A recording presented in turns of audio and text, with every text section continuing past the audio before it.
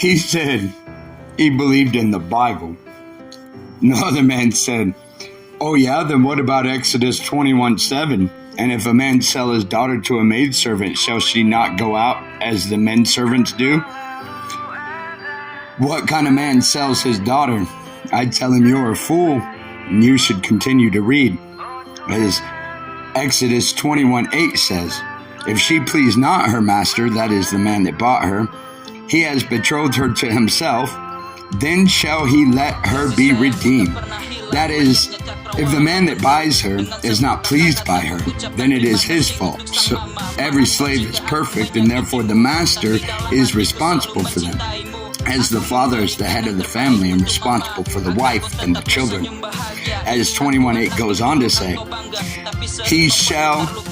then shall he let her be redeemed, to sell her into a strange nation. He shall have no power, seeing he has dealt deceitfully with her. That is, when he bought the maidservant, he became the master, and therefore he should be pleased with her, because all slaves are perfect. Attitude directs leadership. And since he bought her and would take care of her, but she pleased him not, that is, he wasn't a good leader, well then she shall be redeemed by him selling her off to another nation. That is, if you don't find God's daughters pleasing, well then she will be redeemed by the nations of Israel. That is the 12 tribes. That is the men in front of the gates. That is them that love their women. That is them that believe that every daughter has gold within her, Psalm 45. As it goes on to say, and if he has betrothed her, now notice when he bought her, it's a betrothing, because he's the master or father, he's married her. It's how you love your neighbor as yourself. You love them like your wife. You honor them, you cherish them, you fight for them, you die for them. You don't rob them. That's also in the declaration. We pledge together our lives, our fortunes, and our sacred honor. That's Muslim, Jew, and Christians pledged to be a follower of God.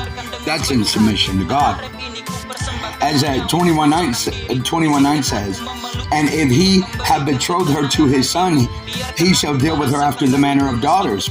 21:10, if he take him another wife, her food, her raiment, and her duty of marriage shall not be diminished. Now, how many of you men that would mock the Bible for selling their daughter diminish your daughters, letting them take the children from them?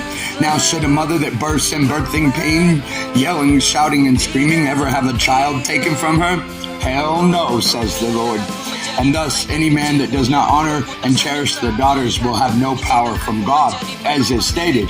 And then 21:11, and if he do not these three to her, then shall she go out free without money. Truth, freedom, only way to God.